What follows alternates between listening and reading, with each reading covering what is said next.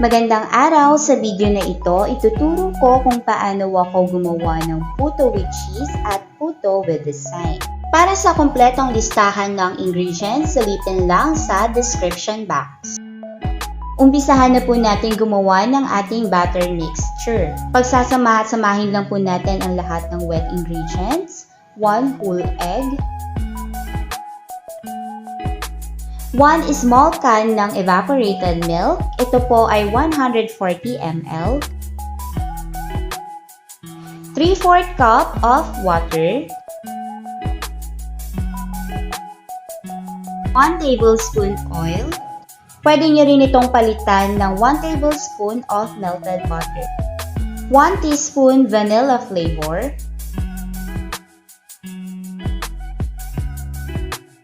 Haluin lang natin ito, saka natin ilagay ang ating 1/2 cup of sugar.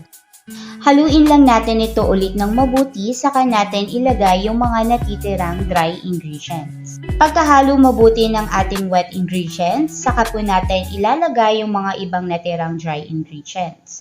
Ihalo na po natin ang 1 1/4 cup of all-purpose flour, 1 tablespoon baking powder, 1/2 teaspoon of salt.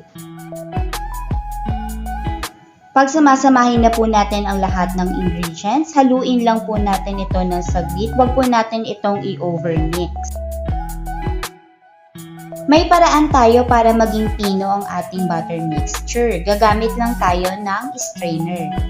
Ibubuhos ko lang dito yung butter mixture na ginawa ko para masala yung mga buo-buo.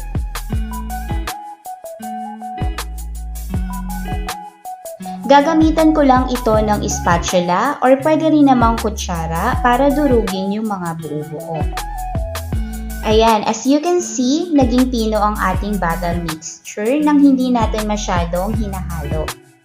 Ngayon, hahatiin ko ito sa 3 lagayan para sa 3 kulay ng puto na gagawin ko.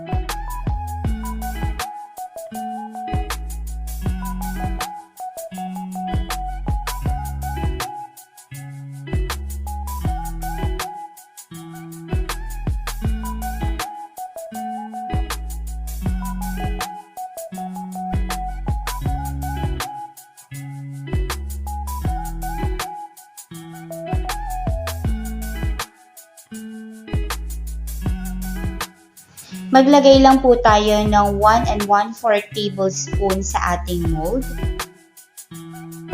Or depende po sa size ng mold na gamit natin. Huwag nyo lang pupunuin yung mold kasi aalsa pa ito kapag isinalang na natin ito sa steamer. Dahil sa madali at mabilis lang ang paggawa ng batter mixture, pwede nating isabay yung pagsalang ng steamer natin sa stove para pagkatapos nating gawin ito, isasalang na lang natin.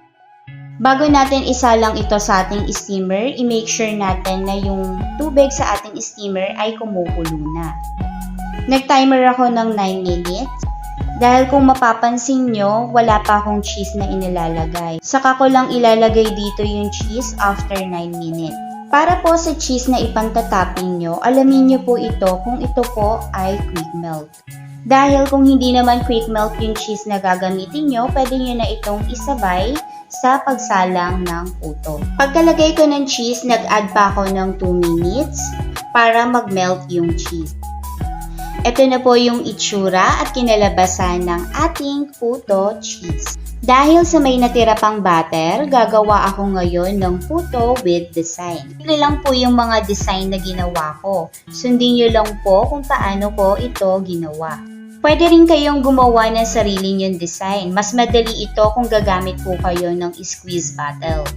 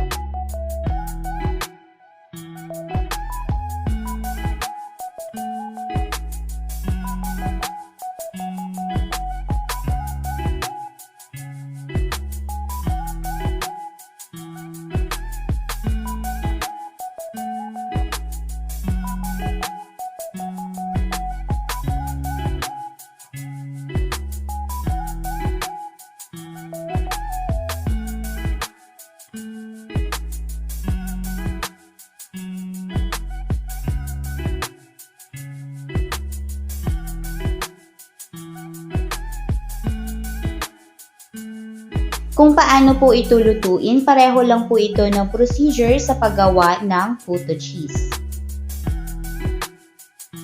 Ito na po ang itsura ng ating puto with design.